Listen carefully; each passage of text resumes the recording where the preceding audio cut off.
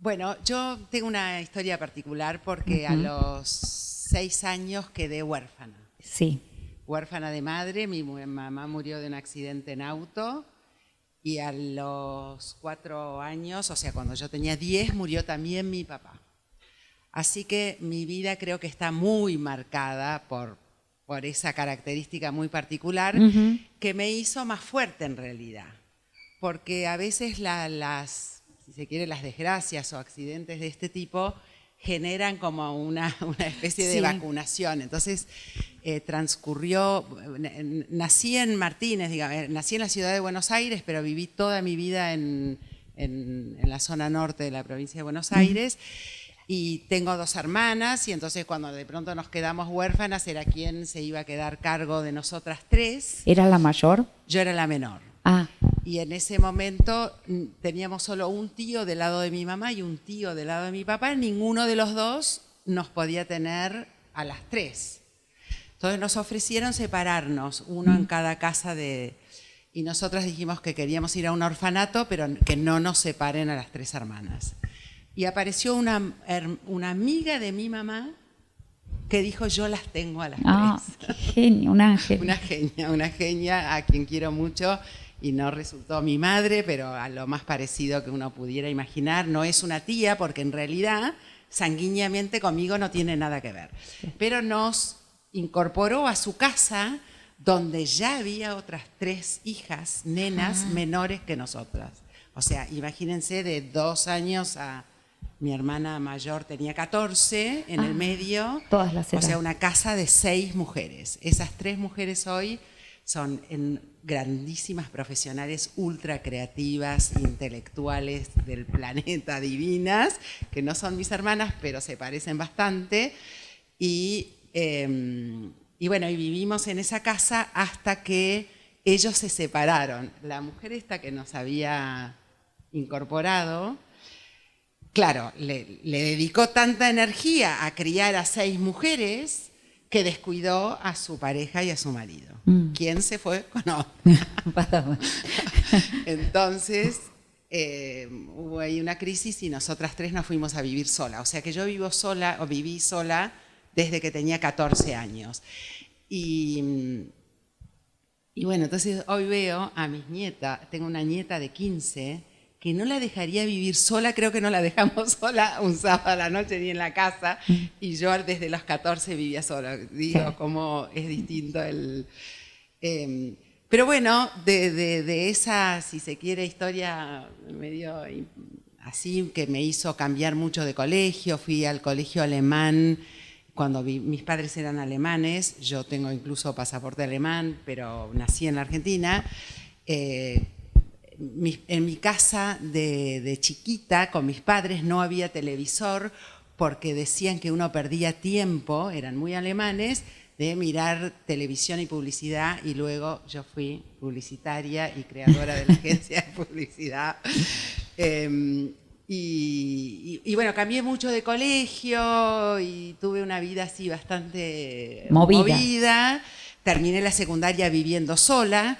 ¿Dónde la terminaste, la secundaria? La secundaria la terminé en el Tarbut. Me fui del colegio alemán. Mi madre no era judía, pero mi papá era judío y retomé el judaísmo y quise pasarme al colegio judío. O sea que terminé la secundaria. En realidad la terminé libre. Hice 5º año libre. Y estudié luego sociología, me recibí de socióloga, fui una gran militante política en la facultad. Casualmente de eso estábamos hablando con los chicos cuando hacíamos las preguntas, porque decíamos, ¿habrás estudiado en la época del proceso, posterior del proceso? Antes, me recibí en el 75. Ah, claro. Pero en pleno duro, y yo fui dirigente del centro estudiantil de un movimiento súper de izquierda y súper revolucionario. Y bueno, y después me recibí de socióloga, porque en esa época ni lejos había una universidad como la Universidad de Palermo, ni nada que se le parezca ni al diseño, ni a la comunicación. Lo más parecido a ese mundo era la sociología, En Filosofía y Letras, en la UBA. En Puan. Wow. Pero ¿cómo se te despierta? O sea, ¿por qué vos querías estudiar algo vinculado con esto, con la comunicación, y optás por sociología? O sea, ¿qué es lo que te despierta la vocación? Me despierta más los temas sociales en ese momento, los temas políticos, o sea, me preocupaba la humanidad, la desigualdad. Y a lo largo de la propia carrera de sociología descubrí que tenía, no sé si una habilidad, pero mucho interés por la parte comunicacional. Y incluso mi primer trabajo fue ganar un concurso en las Naciones Unidas para ser asistente de información, o sea, lo que hoy sería un jefe de prensa de la Oficina Argentina de Naciones Unidas, que gané ese concurso, y entonces también la impronta de la oportunidad laboral me jugó a favor de consolidarme en ese rol comunicacional, digamos. ¿En qué año fue eso? Eso debe haber sido en los 60. Ah, claro. O sea, cuando empecé a la universidad, en realidad. O sea, no, ¿qué digo? 70. 70. Porque me recibí en el 75 y luego rápidamente fundé mi propia agencia de publicidad, que terminó siendo la agencia Capurro y Asociados, que ustedes ya no conocen, porque yo se la vendí en los 90 al grupo multinacional francés Publicis. Me quedé con el management de esa compañía durante varios años, pero digamos, fuimos una de las grandes agencias de publicidad nacionales locales que en la década del 90 hubo que vender, porque yo perdía a mis clientes por fax en ese momento, no por mail. Me llegaban fax, yo tenía por ejemplo Terrabusi de cliente, y Bagley, y habíamos creado la Semana de la Dulzura y teníamos a todas las golosineras de clientes. Y de pronto me llegaban faxes que decían: Nabisco acaba de comprar Terrabusi y perdiste la cuenta porque ahora pasa a ser de McCann Erickson o qué sé yo, internacional. Y yo, que quería morir con la agencia nacional, y decir, yo no la voy a vender, puedo sola, casi me estaba quedando sin clientes, claro, porque se alineaban en ese momento. Ahora hay un retorno a lo más local, pero en ese momento las cuentas publicitarias se alineaban a lo internacional. ¿Y cómo, perdón, entonces, sí, cómo fue, antes de que nos vayamos del tema, esa fundación de la agencia de publicidad en un momento donde las agencias de publicidad eran tan fuertes y donde marcaban, claro, como, o sea, mis colegas en ese momento eran, claro, Rato, David Rato, no sé cuánto les suenan a ustedes, Hugo Casares, claro, o sea, las grandes agencias nacionales, que todas ellas luego fueron vendidas. Bueno, una era Capurro y Asociados, que era mía, y bueno, y nos fue bárbaro, ganábamos todos los premios, o sea, fuimos una agencia muy potente, que luego la vendí, cuando la vendí al grupo francés. Me quedé con el management bajo la égida, digamos, de la compañía francesa, y a los 3 años, yo creí que iba a ser 3 años empleada de los franceses, y que no más, porque no era lo que yo quería.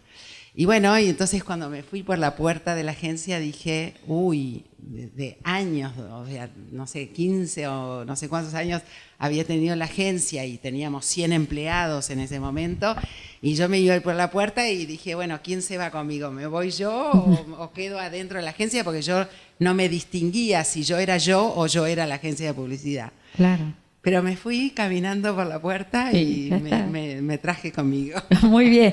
¿Y te acordás de tus primeras experiencias o qué desafíos profesionales se te presentaron? Nombraste la Semana de la Dulzura.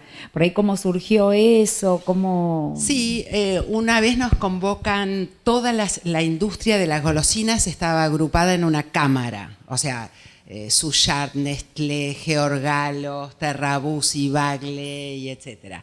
Se juntaron todos y querían que hagamos un Halloween. Entonces llamaron a un concurso de las 10 agencias más grandes del país y les dijeron, nos tienen que crear un Halloween, algo que esté justificado en la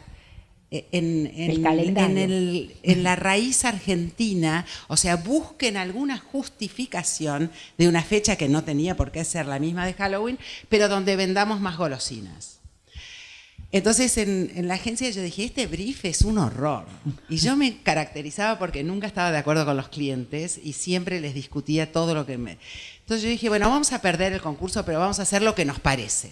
Y lo que nos parece es que no hay nada en la historia argentina que justifique vender más golosinas. Es directamente absurdo el brief que nos daban.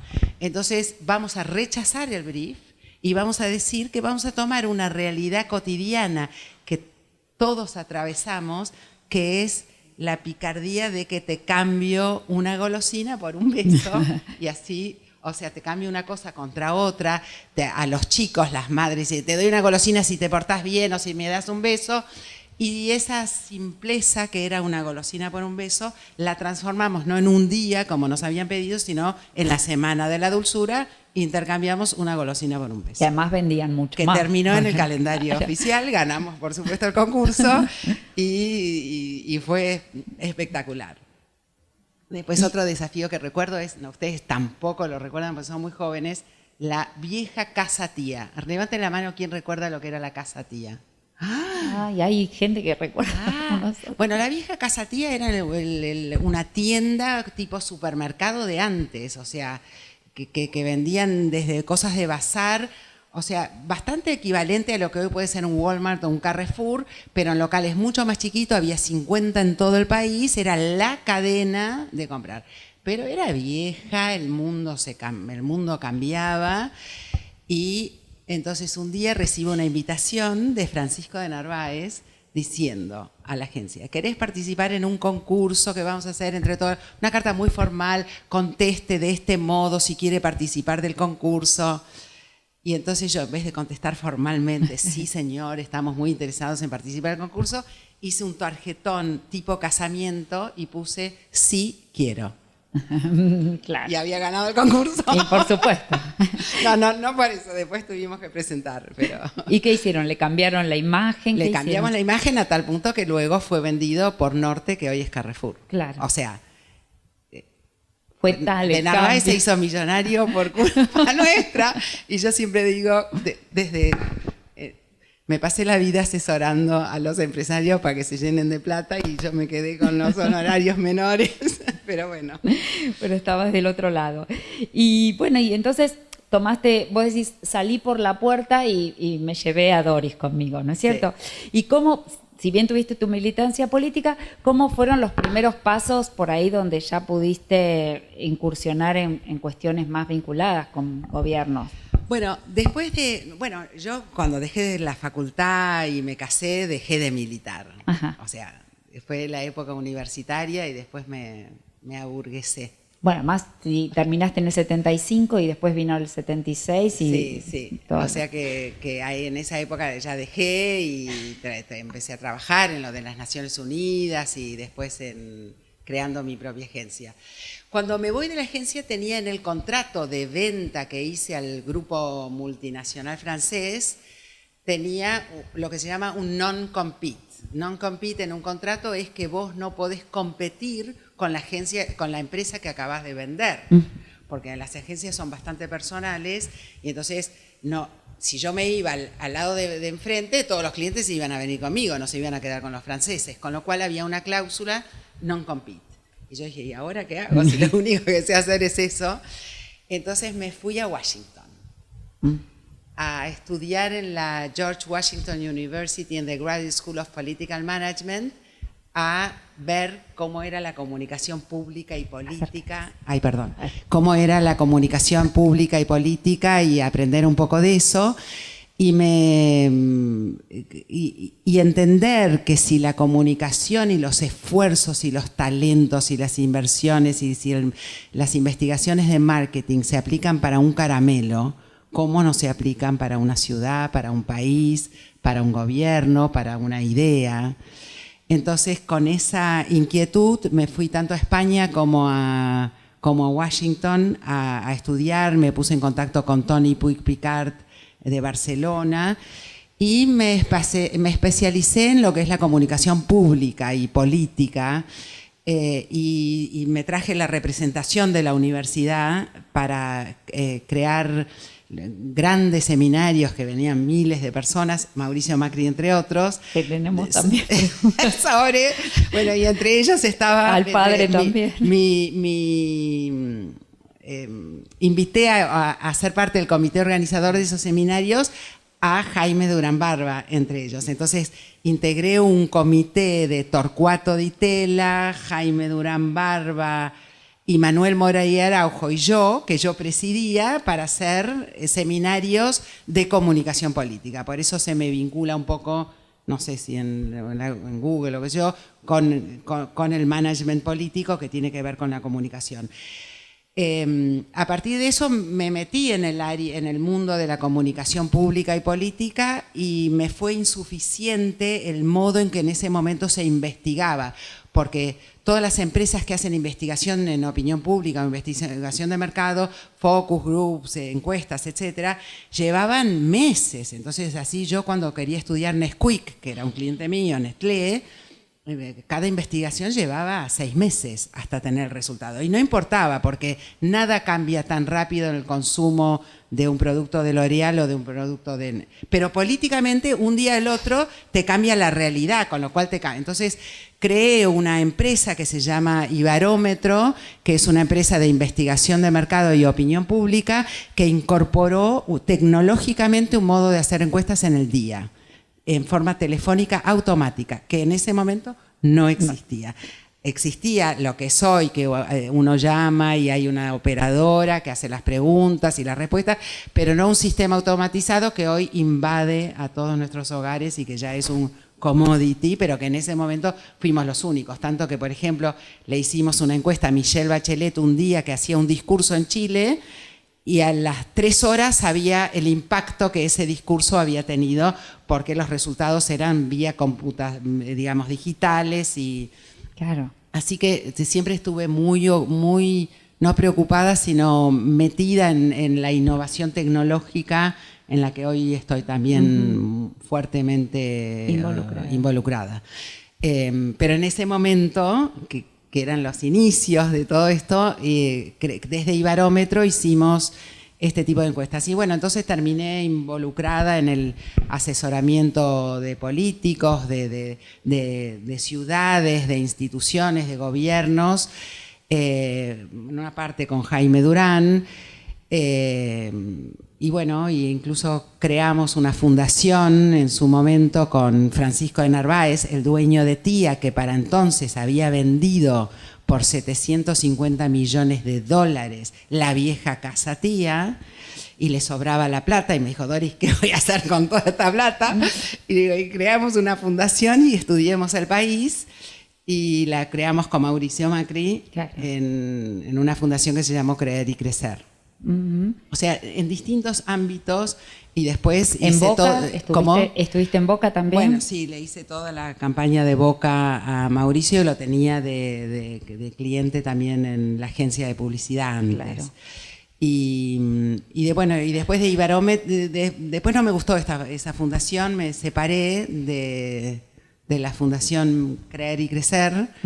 Y bueno, hoy trabajé desde Ibarómetro y desde la consultora, mucho también con el gobierno anterior, y eso, hasta que la otra etapa de mi vida es que voy como consultora a hacer la transformación de YPF. ¿Te habían contratado como consultora para...? Bueno, yo tuve que ver con la traída de un management profesional que en ese momento, sufría el país una debacle energética, la producción de gas y petróleo había bajado terriblemente y el manejo de YPF era patético, digamos, se estaba quedando sin gas y petróleo. Y bueno, tuve bastante que ver con la idea de traer un management profesional internacional, mantener la compañía como una compañía privada, independiente, aunque tuviera la mayoría estatal una vez que había sido expropiada a Repsol.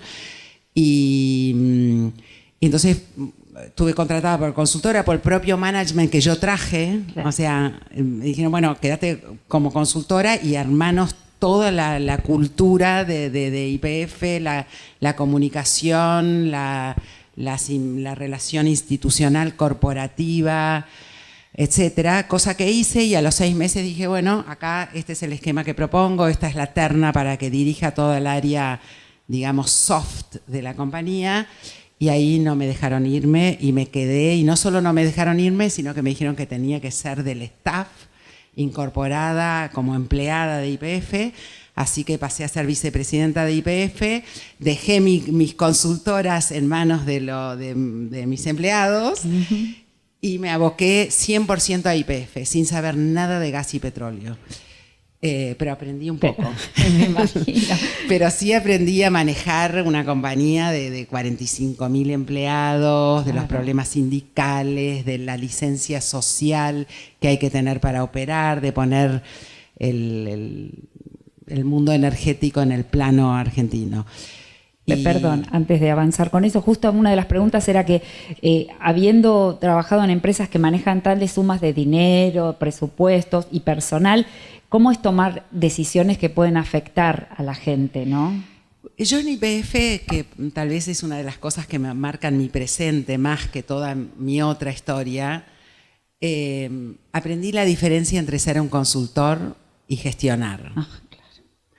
Es mucho más fácil ser un consultor y opinar lo mal que hacen los que gestionan, porque es totalmente, o sea, uno de afuera la tiene mucho más clara, la ve, dice, opina, pero otra cosa es cuando compromete efectivamente decisiones transformadoras muy potentes. O sea, si traíamos o no traíamos la inversión de Chevron de $2.000 millones, cambiaba la vida de la provincia de Neuquén, la vida de la producción petrolera, la vida de miles de trabajadores. O sea, era muy impresionante, la verdad, y eso me cambió la cabeza al punto que hoy, después de dejar YPF, no quise volver a la consultoría y hoy tengo mi propia empresa de energía renovable. ¿Y por qué te fuiste entonces de YPF? ¿Cómo se terminó ese ciclo? Bueno, el ciclo se termina de algún modo con el cambio de gobierno, aunque Macri me pidió que yo me quede, pero el tema es que iba a haber diferencias era un ciclo terminado. Yo había querido influir en YPF para que YPF misma muestre la capacidad de diversificar la matriz energética de la propia compañía líder del país, y no conté con el apoyo de los ingenieros en petróleo que no querían saber nada de invertir de creer en el aire y en el sol y en el viento cuando tenemos petróleo bajo. Y yo estaba muy ya volcada y había aprendido mucho de energías renovables y dije, bueno, quiero poner en marcha mi propio proyecto y no sabía bien qué iba a hacer, pero sabía que quería ser una promotora muy fuerte del tema renovable en la Argentina. Pero además qué interesante porque te escucho y te fuiste a estudiar a Washington cosas vinculadas con la comunicación política y demás. Te involucras en el área de la energía y te pones a investigar sobre eso, ¿no? Pero no es que te pones a investigar como para hacer tu trabajo, sino que con proyección, ¿no? Esta cosa de siempre estar como buscando nuevos desafíos o por lo menos estar a la altura de los que te proponen, ¿no? Sí, yo en algún punto digo, a pesar de que alguien te va a decir, bueno, ya te podés retirar, ¿no? O sea, ya está. Y la verdad es que siento que estoy empezando de vuelta con todo el entusiasmo y aprendiendo. Estoy en un mundo de inversiones, mundo financiero del que no sé nada, no sé hacer en Excel, no sé calcular nada. Y sin embargo hoy, si me escuchan hablando con empresarios sobre las inversiones en energía, dirían, wow, no. Pero me rodeé, tengo jóvenes de menos de 30, financistas capaces, impresionantes que pueden modelar económicamente las ideas que uno tiene. Entonces, a lo largo de mi vida siempre me pareció que uno no puede saber todo de todo. No, claro. Casi de nada. Entonces, lo importante es crear buenos equipos multidisciplinarios, equipos que compensen o complementen lo que uno no sabe. Y hoy estoy rodeada de profesionales que saben lo que yo no sé, porque en última no soy ingeniera, entonces como me estoy dedicando a las energías renovables, es un poco... Pero bueno, estoy rodeada de ingenieros, estoy rodeada de financistas y lo que pongo es un poco la fuerza, la visión de hacia dónde me parece que hay que ir y bueno, y he logrado traer inversores extranjeros, norteamericanos, a un parque eólico que estamos por inaugurar en una semana. Mira, ¿y tu relación con la expresidenta cómo es? Bueno, como desde Ibarómetro, desde mi consultora de opinión pública, terminó esa compañía contratada, con lo cual entraba por la quinta como un pancho por su casa, trayéndoles malos resultados de las encuestas, o buenos, depende del caso.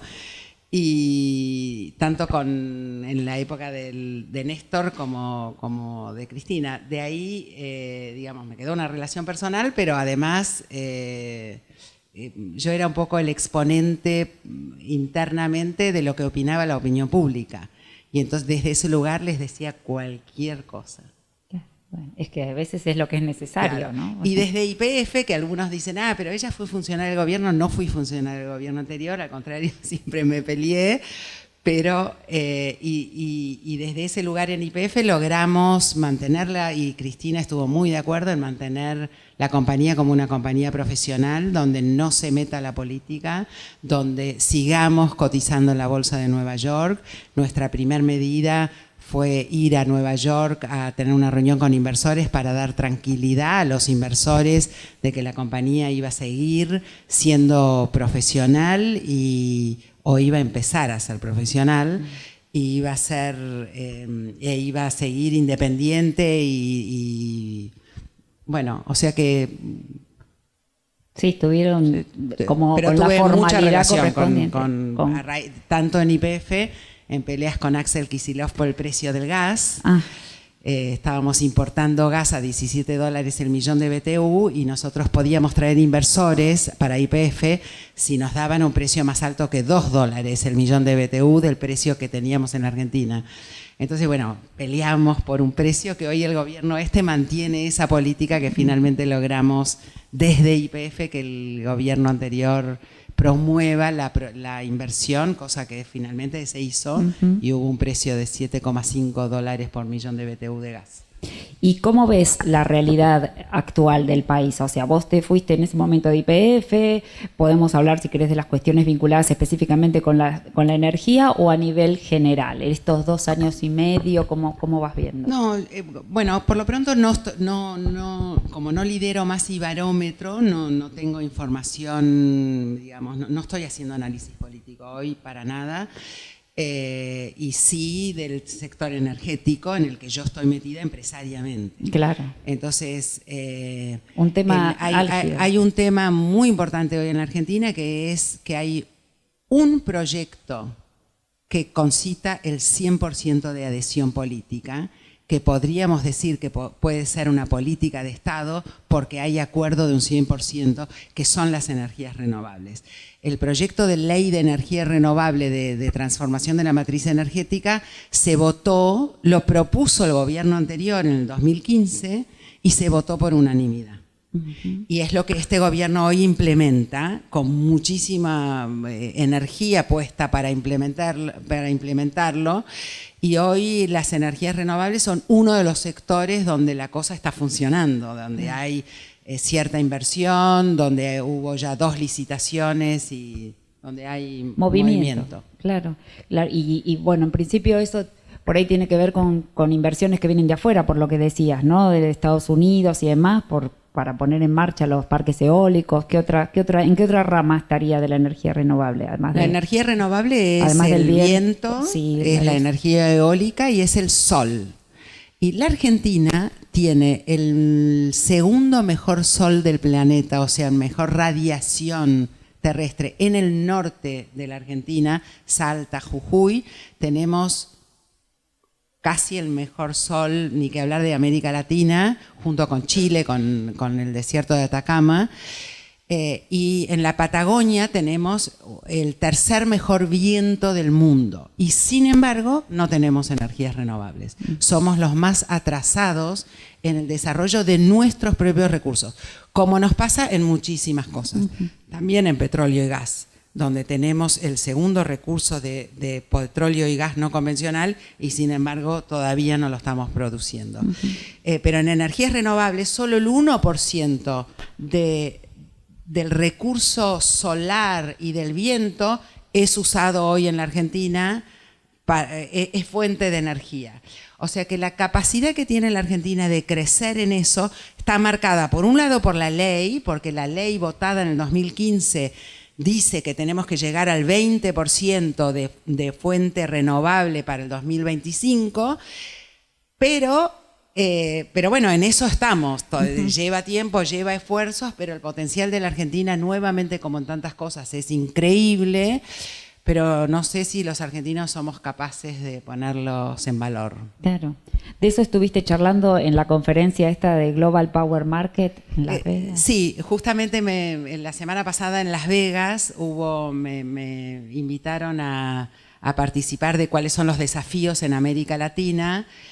Y bueno, la Argentina está muy mirada en este momento porque como puso en marcha procesos licitatorios por muchísimos megawatts, necesitamos llegar a 10.000 megawatts y en estos 2 años, después de la ley, se licitaron, digamos, se adjudicaron 2.000 de los 10.000, no, perdón, 3.500. Hay mucho camino por recorrer, hay muchos inversores que quieren venir, pero bueno, después cuando vienen quieren tasas altas, quieren retornos altos y bueno, está el riesgo país de la Argentina y todo se hace más difícil. Claro. Entonces, de las maravillas que tenemos naturales a nuestra capacidad de ponerlas en marcha, está ese paso que con creatividad y un poco de fuerza y qué sé yo, voluntad. O sea, sí. Claro. Bien, Doris, te escuchamos entonces hablar de todos estos logros profesionales y aparece esta idea de cómo es el equilibrio entre, dijiste en un momento dado, me casé, fui mamá y dejé stand-by la militancia. Me salté ese capítulo no, personal. Lo dejé para este momento porque veníamos muy empaladas con lo otro. ¿Cómo es ese equilibrio, ¿no? Entre formarte como una mujer profesional con todos estos desafíos y tu rol de madre? Cosa que nunca le preguntaríamos a los hombres. No, claro. Bueno, en todo este trayecto y después de recibirme y cuando estaba trabajando en Naciones Unidas, me casé. Y me casé y tuve 3 hijos, varones, copados. Los 3 están casados, digo. Las chicas no miren.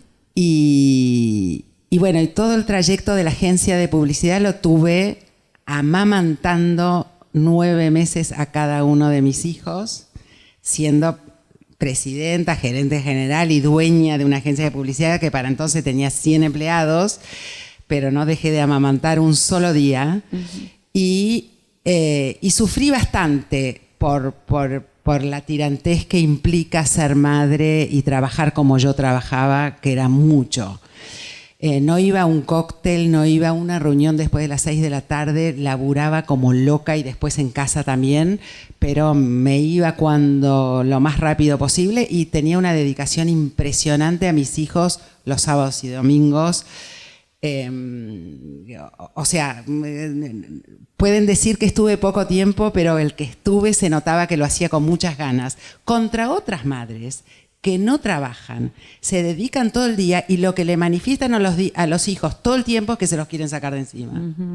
Entonces yo siempre me convencí a mí misma que entre ver a las otras madres que no veían el modo de sacarse a sus hijos de encima y yo que mis hijos sabían que me moría por estar con ellos, el equilibrio estaba logrado. Claro. Y bueno, hoy tengo 3 hijos fenomenales que siempre me cargan de que salimos bien porque no tuviste tiempo para arruinarnos. Está buenísimo. Y digamos, en tu mundo profesional, está bien, creaste tu compañía, fuiste la presidenta, pero después trabajaste en vínculos.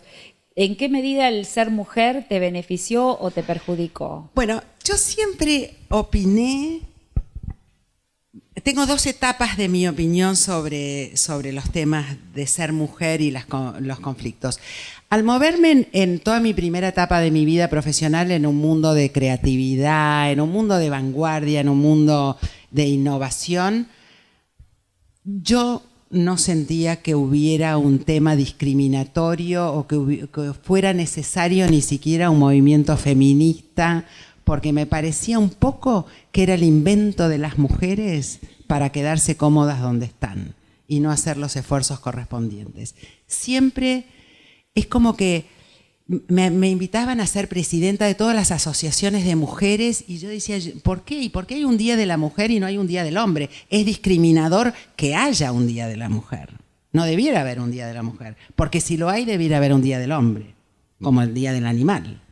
Entonces, siempre me peleé y hacía de esto una boutade de dar empowerment a las mujeres, de que no se autojustifiquen en no llegar más lejos porque eran mujeres. De hecho, en mi agencia, la directora general creativa era una mujer, la directora general de cuentas era una mujer, parecía como un poco al revés. Había muchas mujeres en mi agencia en los mandos, digamos, de dirección. La directora de medios era mujer, o sea, todas las áreas casi estaban dirigidas por mujeres. Pero bueno, luego, para dar un saldo, cuando entro en YPF, todos hombres, todos ingenieros, me sentí discriminada. Y dije, pucha, qué difícil lo tienen las mujeres. ¿Qué cosa particularmente te hacía sentir discriminada?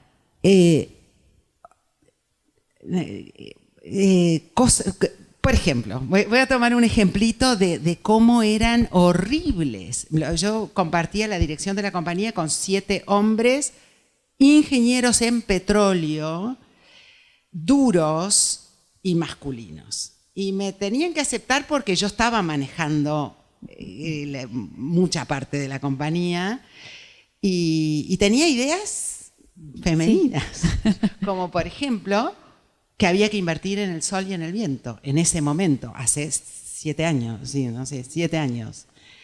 Y me miraban y me dijeron, pero ¿por qué no te vas a trabajar al movimiento verde? Si sos una romántica, ¿qué miércoles estás haciendo acá en YPF? Cosas sí, de esa. Sí, o por ejemplo, en un momento, como sabían que yo tenía mucha información política, siempre en las reuniones empezaban, bueno, Doris, contá qué está pasando en Estados Unidos. Entonces yo decía, bueno, hoy, en ese momento, la candidata que sonaba, que Trump no parecía que podía ganar, en ese momento era Hillary Clinton. Respuesta. Ay, Doris, esa abuela de 60, yo tenía 60, esa abuela de 60, ¿cómo crees que puede llegar siquiera alguna vez a ser presidenta de los Estados Unidos? Con lo cual no era una agresión a Hillary Clinton, era una agresión a mí. Bueno, y además que empecé a ver en las carreras de los recursos humanos de ahí adentro que no había ninguna mujer que había llegado a ninguna parte. Entonces, bueno, me ocupé mucho ahí sí de ayudar a las mujeres de la organización a que hubiera... No un cupo, porque a mí me molesta también el tema del cupo. Me molesta que por obligación las mujeres tengamos que ocupar lugares, que quiero que surja por la capacidad misma de las mujeres. Entonces, hoy me declaro como una furibunda feminista, pero cuando el tema pasa por defender la desigualdad o la igualdad y la discriminación. O sea, profundamente feminista en términos de bregar por la igualdad de género, pero al mismo tiempo también, si me decís dónde pondría mi pasión hoy, la seguiría poniendo en que la desigualdad entre los pobres y ricos es más grave que la entre las mujeres y los hombres, y que las mujeres pobres sufren mucho más que los... O sea que si tuviera una causa hoy en mi vida no sería la de la mujer, sería la de la desigualdad en otros términos. Mucho más profundo. Mucho más profundo. Está muy bien.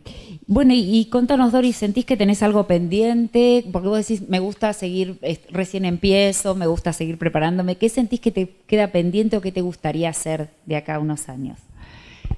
Bueno, estoy como recién empezando. Arranqué mi nueva compañía, totalmente nueva, hace 2 años, que se llama Luft Energía.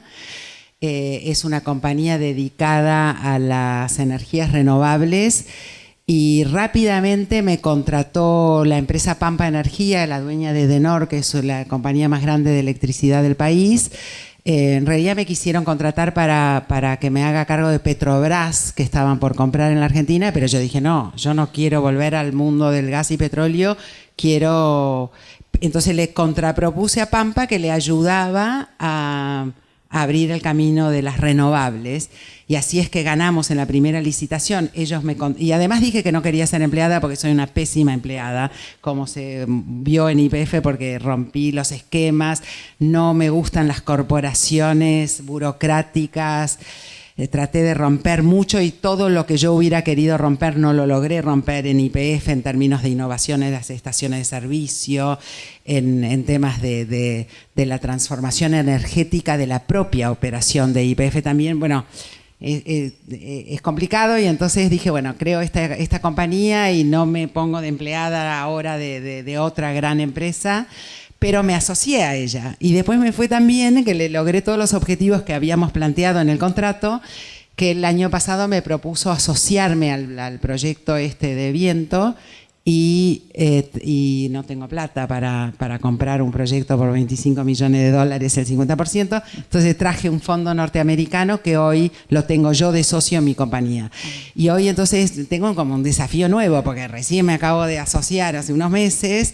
Estoy buscando nuevas inversiones en energía, particularmente para traer esos capitales y ponerlos a producir. O sea que te diría que lo que me gustaría que pase es ser parte de la transición energética, de jugar un rol importante en eso, de lo que va a revolucionar al mundo hoy, en el mundo de la energía, así como está revolucionado digitalmente en todo, está revolucionado en la energía, cuando podamos almacenar el sol y el viento, porque el viento no sopla todo el tiempo y el sol no brilla de noche. Lo que falta para que la energía renovable sea realmente un cambio de paradigma es que la podamos almacenar y podamos usar el sobrante de sol de día y lo podamos usar de noche. Eso es un desafío que para mí es uno de los grandes desafíos del hoy. Y después, entre mi misión también está ayudar a mis 3 hijos, ellos me ayudan a mí, participo con ellos en el desarrollo y startup de empresas digitales y de creatividad tecnológica, así que claro, eso. ¿Y ellos a qué están con estas empresas, pero qué estudiaron como para estar ahí? O sea, ellos estudiaron, bueno, Pablo Capurro es profesor en esta facultad, o da clases, sí, o seminarios, no sé, cursos de comunicación digital.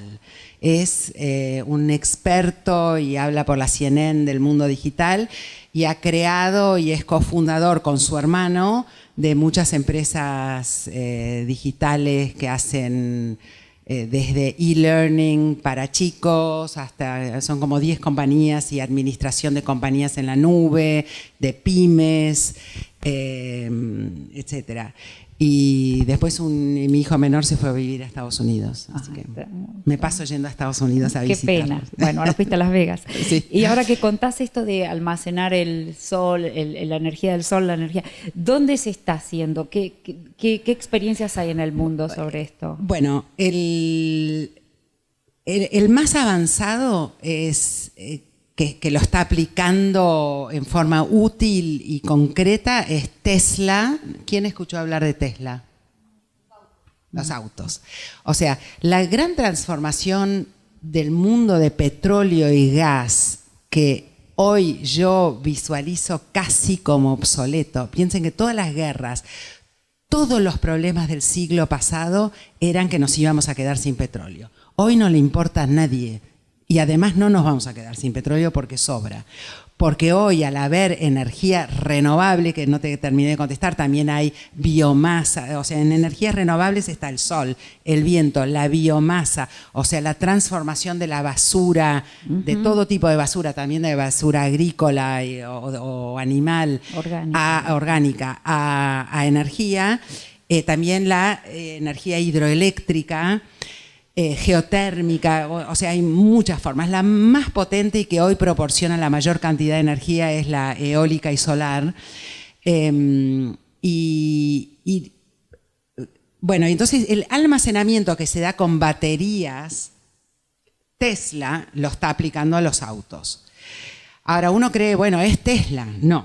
Hoy todas las automotrices están haciendo una transformación de los autos. Y se prevé que entre el 2020 y 2030, ustedes lo van a vivir, no va a haber más autos a nafta.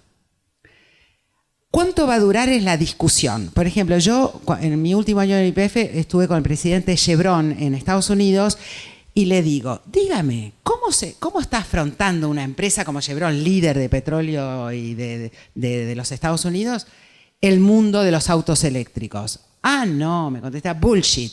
O sea, una boludez. y entonces, como eso no va a ocurrir, dice el mundo petrolero hoy. Pero los que creemos que la revolución digital está en todo y va a ocurrir aunque la paren los que la quieran parar, yo creo que el auto eléctrico y hasta los aviones eléctricos se vienen. ¿Qué falta para que se masifique total y el Tesla no siga siendo un lujo como es hoy? Falta que se pueda almacenar en forma masiva. Pero la tecnología ya existe. Ustedes no recuerdan, pero el teléfono celular primero que yo tuve era una valija, que me lo llevaba a todos lados, era una valijita. Pena que no la guardé, porque hoy sería parte de un museo. ¿Cuánto no hubo pronóstico de una compañía celular que hubiera pronosticado lo rápido que iba a crecer, que hoy hay más celulares que personas en el mundo? No hubo pronóstico de marketing de ninguna empresa internacional de telefonía que hubiera pronosticado lo que iba a pasar hoy, que hoy todos podemos vivir sin algo, pero no sin un smartphone. Entonces, lo mismo siento yo que va a pasar con los autos. Aunque no lo van a escuchar en la calle, pero lo dije el otro día en Las Vegas, delante de todos, en el minuto, y para mí la discusión de la transición energética ya no es si faltan. Todas las transiciones energéticas en la historia fueron décadas o siglos, de la biomasa original al carbón, del carbón al petróleo y gas. Ahora la discusión para mí es, ¿faltan décadas del petróleo y gas a las renovables total o faltan años? Ya no es siglos, porque siglos no faltan.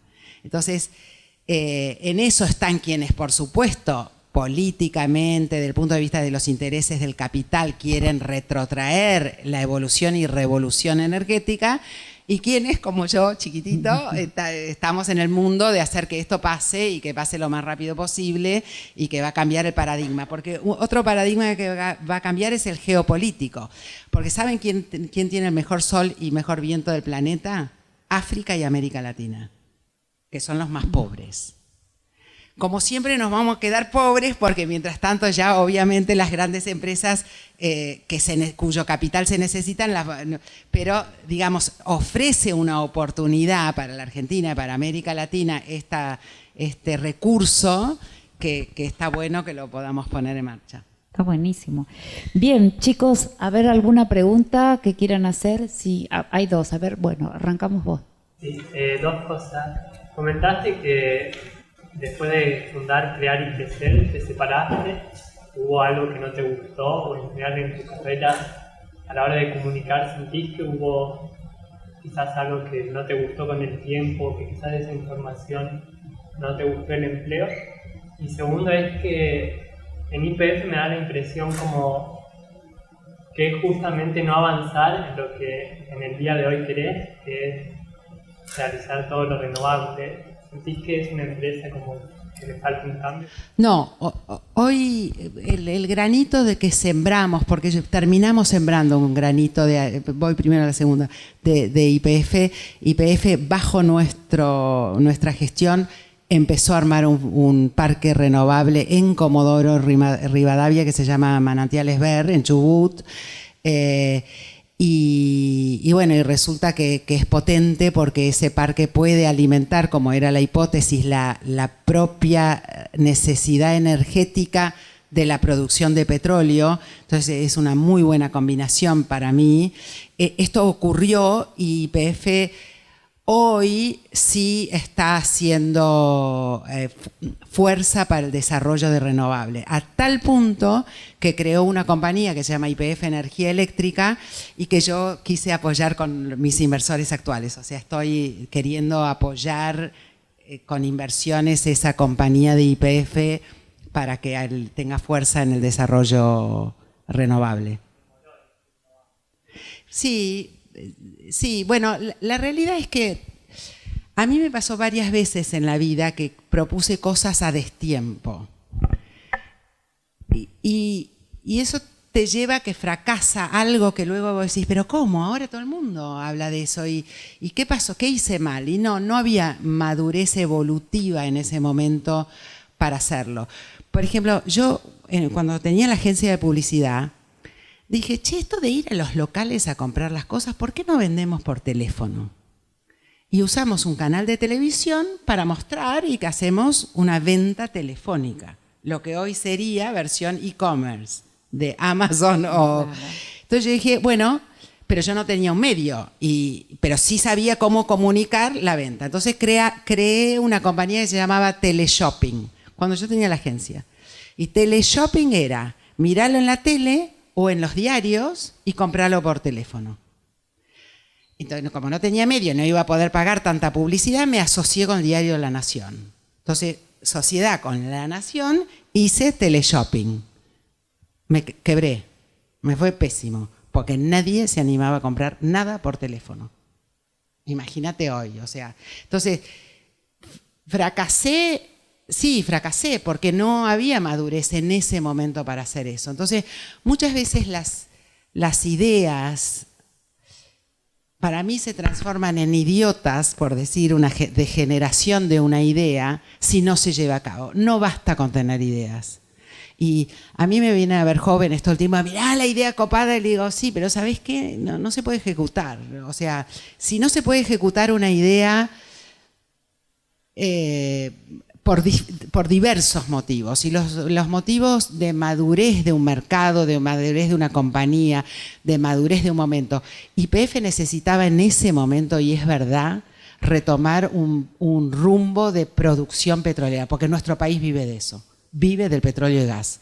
El 50% de la energía que nosotros consumimos viene del gas, 50%, de lo cual YPF aporta más del 50%. Entonces, y la producción se iba así, nos quedábamos sin reservas.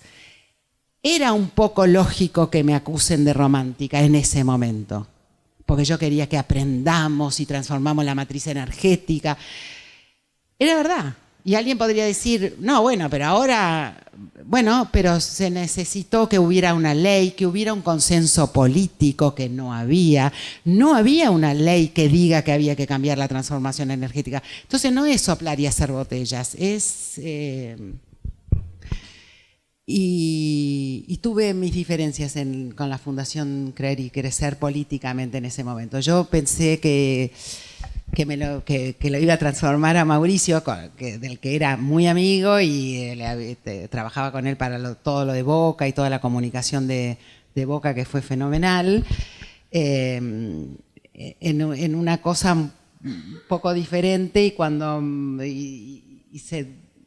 se plasmó en algo que no me convencía, y como en ese momento yo ya dejaba de tener un rol como más profesional, o sea, siempre...